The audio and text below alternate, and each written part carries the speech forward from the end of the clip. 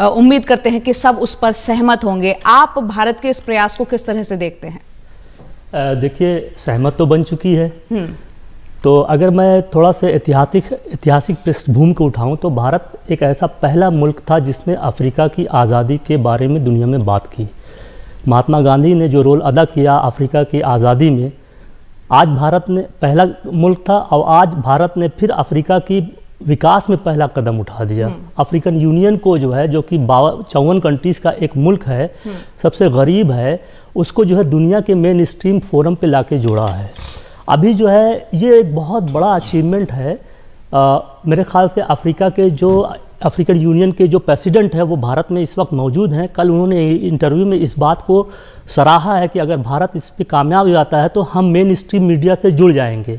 उन्होंने ये भी कहा कि हमारे पास मिनरल जो है, मिनरल की अथाह, मतलब उनके पास मिनरल रिसोर्सेज अथाह बहुत ज़्यादा हैं, पोटेंशियल नहीं बल्कि हैं। तो उन्होंने कहा कि यहाँ पर आके हमारे यहाँ इन्वेस्टमेंट करिए और यहीं से डेवलपमेंट का जो चैप्टर शुरू करिए।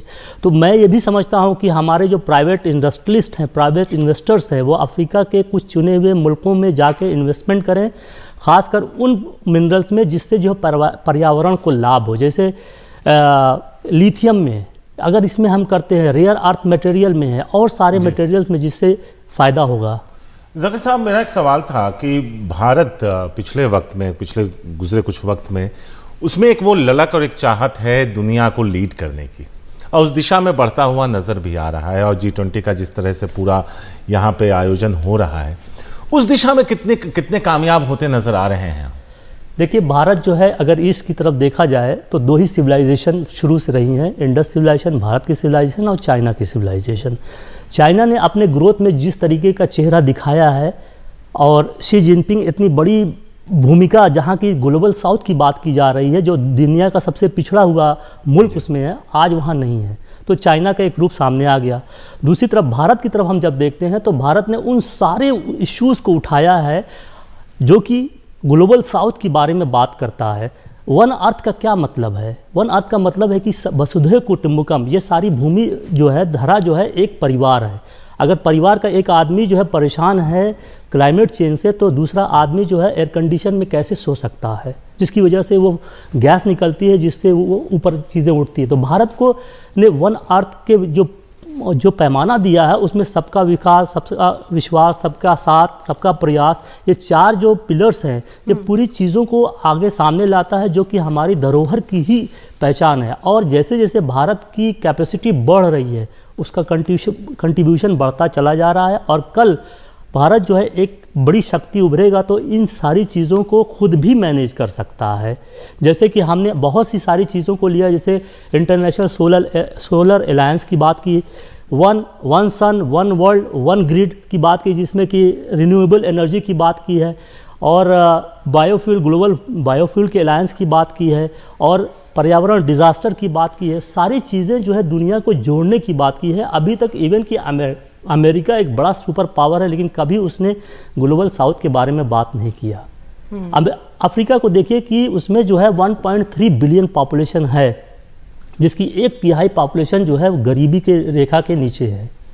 पूरा साहिल जो है टेररिज्म का अफेक्टेड है, लेकिन बेरोज़गारी इतनी ज़्यादा वहाँ पर है कि उनके पास मिनरल होने के बावजूद भी कंट्रीज़ वहाँ इन्वेस्टमेंट कर रही हैं।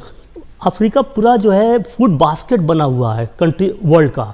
वहाँ पे कंट्रीज़ जाती हैं, इन्वेस्ट करती हैं, और वहाँ के खादान को अपने यहाँ उठा के ले जाती हैं, जबकि बगल के घर में जो है भुखमरी मची हुई है। तो किस तरीके का वर्ल्ड हम देख रहे हैं। तो मैं ये देख रहा हूँ कि 1950 के बाद, 2050 के बाद अफ्रीकन सेंचुरी शुरू होगी, उसमें भारत का बहुत बड़ा कंट्रीब्यूशन रहेगा। जी, बहुत बड़ा कंट्रीब्यूशन रहेगा। G20 समिट की अगर बात की जाए तो इसके एजेंडे को लेकर कई बार चर्चा होती है, और खासतौर से क्लाइमेट चेंज, जलवायु परिवर्तन। हम जानते हैं भारत में जो बिजली का उत्पादन है वो ज़्यादातर हम कोयले पर निर्भर करते हैं। तो क्या इस G20 समिट में कहीं ना कहीं भारत पर इसको लेकर एक दबाव आ सकता है, इस कार्बन उत्सर्जन को कम करने के लिए, बावजूद इसके कि हम ये जानते हैं कि ऑस्ट्रेलिया है या फिर साउथ कोरिया है, वो कहीं ज़्यादा हमसे कार्बन उत्सर्जन करते हैं, या भारत इक्विटी की बात कर सकता है?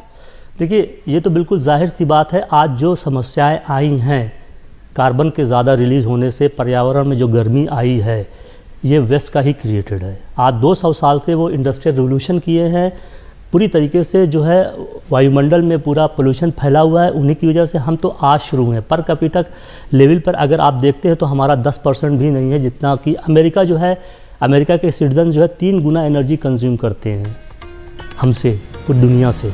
तो अब आप सोच सकते हैं उतनी भागीदारी अमेरिका देने को तैयार है नहीं है।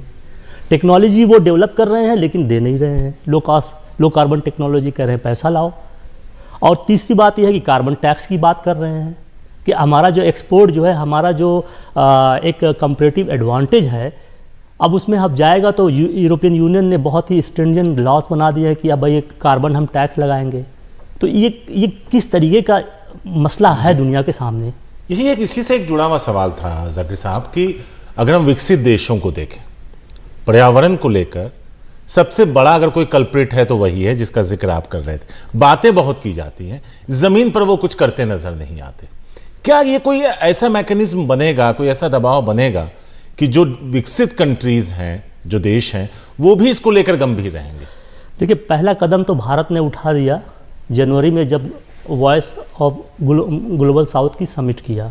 पहली बार G20 में लगभग 125 कंट्री को वर्चुअली एड्रेस किया, उनके इश्यूज़ को समझा, सुना और ये प्रॉमिस किया हम आपके इश्यूज़ को सामने लाएंगे। तो अब जब वेस्ट की एक आर्थिक स्थिति नीचे जा रही है तो ग्लोबल साउथ को इग्नोर नहीं कर सकता है। तो यहाँ पर एक अगर ग्लोबल साउथ में कंसेंसस बनता है जी, देखिए कोई चीज़ आसानी से कोई नहीं देता किसी को, या तो ज़रूरत होती है या तो मजबूरी होती है। बिल्कुल। तो हमको ज़रूरत भी, उनको हमारी ज़रूरत भी है और उनकी मजबूरी भी है जी। तो दोनों की चीज़ों को अगर हम ज़रूरत और मजबूरी को दोनों को साथ साथ लेके चलते हैं तो वेस्ट को कहीं ना कहीं सोचना ज़रूर पड़ेगा। आज जो है यूके हमारे पास आ रहा है, हम तो बहुत खुश हो रहे हैं, दुनिया बहुत खुश है, लेकिन जब पढ़े लिखे लोग उसको देखते हैं तो कॉलोनिज्म में 60 ट्रिलियन डॉलर जो है हमारे यहाँ से ले गए, दोहन किया है। आज जो है ऋषि सुनक कह रहे हैं भारत में आके एक फीलिंग हो रही है, ठीक है इंडियन ओरिजिन है, लेकिन उनकी स्थिति क्या है, बहुत ही ख़राब हो रही। ब्रिक एग्जिट के बाद उनकी स्थिति बिल्कुल ख़राब हो चुकी है। वो भारत की तरफ देख रहे हैं कि यहाँ से इन्वेस्टमेंट आए जी। बिल्कुल। भारत फ्री ट्रेड एग्रीमेंट कर रहे हैं कि भारत जो है उनके शराब को, उनके उसको जो है हमारे प्रोडक्ट को बहुत आसानी से इंपोर्ट करे ताकि उनकी इकोनॉमी जो है राइज। बिल्कुल। हमारे साथ और खास मेहमान भी जुड़ गए हैं, उनको भी हम इस चर्चा में शामिल कर लेते हैं। पूर्व राजदूत मंजू सेठ हैं।